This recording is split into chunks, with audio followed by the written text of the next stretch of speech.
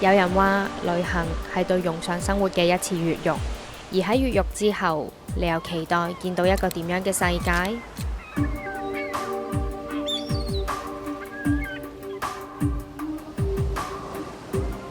告別咗煩囂嘅大都市，輾轉嚟到斯里蘭卡，為嘅唔係探險，而係一種洗滌，為心靈尋回一種平靜。今次入住咗ANI私人度假村，佢位於斯里蘭卡南部迪克維拉海岸，呢度距離科倫坡機場約3個鐘頭車程。雖然有啲漫長，但喺落車一刻，迎面而來嘅海風瞬間將疲累沖走。喺一個地道嘅歡迎儀式之後，呢個放鬆身心嘅旅程就正式開始啦。ANI共有15棟面海別墅，均由法國建築師同室內設計師Reda Amalou操刀。大屋頂、高樓底、涼亭式嘅設計等天然光同自然風不請自來，為空間帶來咗通透同埋舒適嘅感覺。裝潢巧妙咁融合咗現代風格同古典韻味，高雅嘅大理石同溫暖嘅柚木互相交織，落地玻璃窗等你隨時感受到自然嘅變化。從房間到露台 Pavilion 到無邊際泳池，向外延伸嘅設計令人無時無刻都感受到印度洋嘅力量。ANI每次只會招待一組客人，而且會有私人管家、瑜伽教練、健身教練、球類教練同按摩師等，為你安排好每日嘅行程同埋日常所需，等你同屋企人、朋友好好咁分享彼此嘅時光。喺呢度，你唔使擔心會沉悶，隨着太陽升起，可以由舒展身心嘅瑜伽開始你嘅一日，又或者以網球等運動喚醒身體。午後時分，可以喺 SPA room 或者自己間房感受傳統嘅阿育吠陀療法，排走疲累。嚟到傍晚，不如泛舟湖上，欣賞荷塘景色同埋夕陽西下，喺微風中感受時間慢慢咁流動。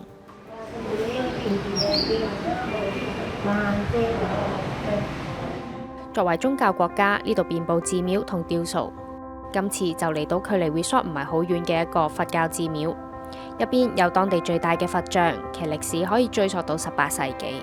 入鄉隨俗，當地人踏入寺廟時係要赤腳嘅，而參拜同祈福都慣用鮮花，最常見嘅就係象徵純潔嘅蓮花。斯里蘭卡作為世界茶葉生產國之一，茶文化早已融入當地人嘅生活之中。今次造訪咗位於加勒古城附近嘅茶園，呢度盛產白茶、紅茶、烏龍茶、綠茶等。除咗可以了解到茶葉嘅生產過程之外，仲可以一試唔同品種嘅茶葉味道。除咗茶文化，肉桂都係呢度嘅一大特產。想將肉桂磨成粉作為香料使用，原來一啲都唔容易。首先要採集肉桂嘅樹皮，然後削成薄片曬乾，而呢啲步驟都需要純熟嘅技巧，藉着人手一刀一刀咁完成。想將斯里蘭卡嘅味道帶返屋企，就唔好錯過ANI嘅烹飪班。由主廚帶隊乘坐嘟嘟去到本地市場選購新鮮嘅食材，返到 resort 之後，主廚就會為大家示範佢嘅 secret recipe。到時候返到屋企都可以煮出令人懷念嘅味道。話明係私人訂製嘅享受，dining嘅地方自然都充滿心思。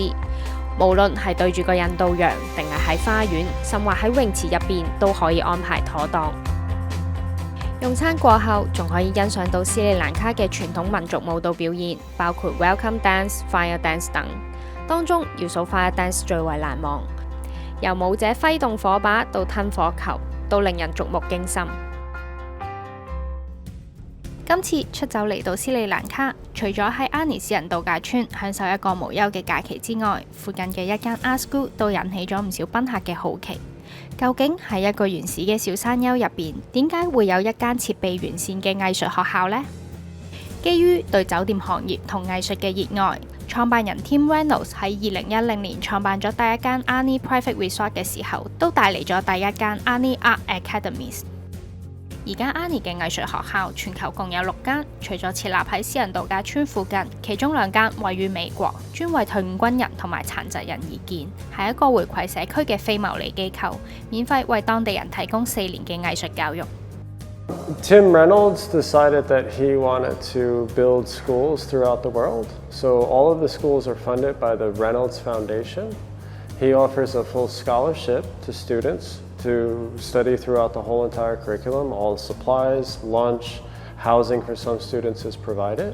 而斯里蘭卡呢一間藝術學校喺2017年落成，由聯合創辦人兼院長 Timothy 負責。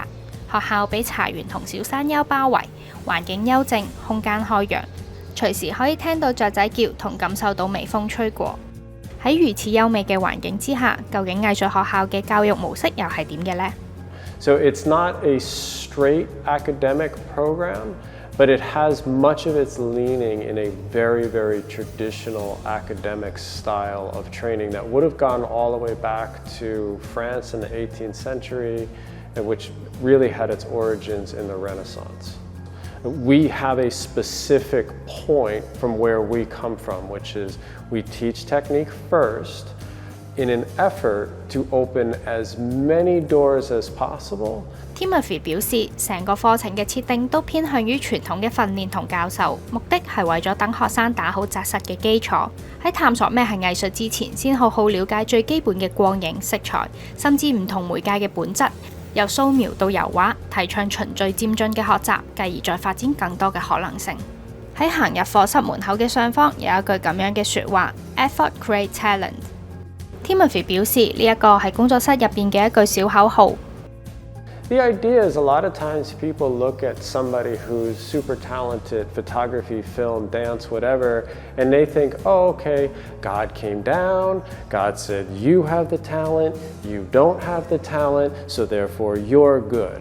And the truth is anybody that you see that's talented at anything, put time in. You might not have seen the time, you might not have seen the work that they did, but they worked really, really hard. 一日嘅時間表從朝早嘅8點開始，直到晏晝5點，除咗上堂就係練習。而呢句小口號唔單止係呢度嘅文化，亦都係 Timothy 喺面試學生時候嘅一個考量。而家學校有30幾個學生，有啲展開咗1年幾嘅學習，有啲喺度已經3年啦。而坐喺呢度嘅學生都有各自嘅故事。喺呢度學習咗1年幾嘅 Utopian， 當初就係因為想擺脫唔中意嘅數學類科目，於是隻身一人嚟到呢度。So I Google here, I find here, so I came alone.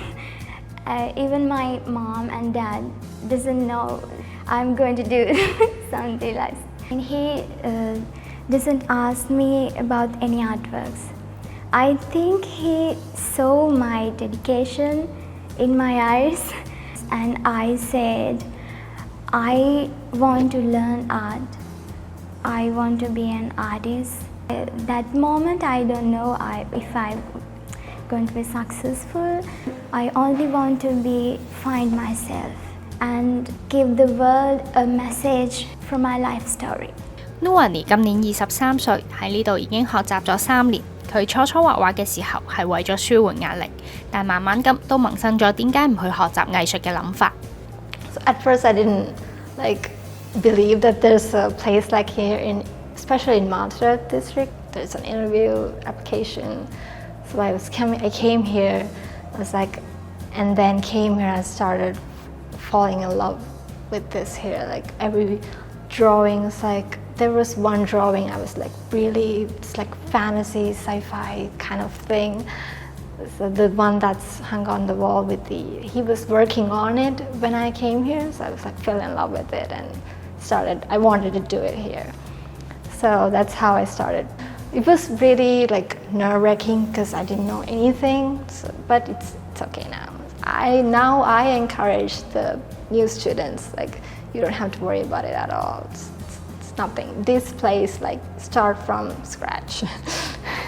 喺偏遠嘅地區開設學校，本來就唔係易事，而且仲要係一間藝術學校，係講求以手藝技能換取生活嘅地方。追求藝術對好多家庭而言，更加係天方夜譚。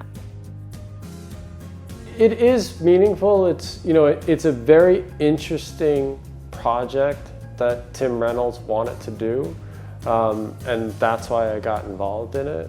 Because it was a much bigger project than we kind of thought it was, but it's kind of meaningful to see how much impact you can have with people.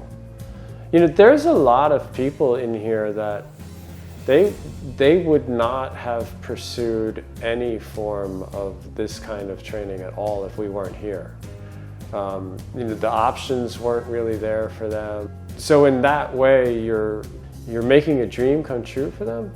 One thing is we talk a lot. People will talk about creating, equal outcome for people, right? And so that's super difficult. So Tim Reynolds made a really interesting point. He goes, we can't really give equal outcome to people, but we can do something about creating sort of more equal opportunities, right? So there's the more places that we're able to create better areas of education in more areas, the more we can help people in that way.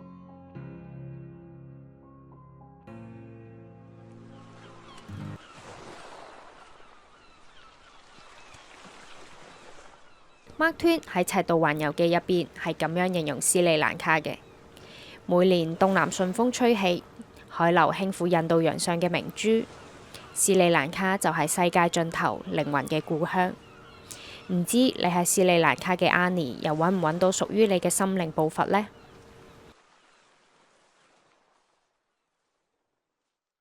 ？25度生活 YouTube 頻道暖暖冬日常送你 ETNet 珍藏版2024年曆卡，仲有 Keroppi 加大版毛氈，即刻訂閱啦！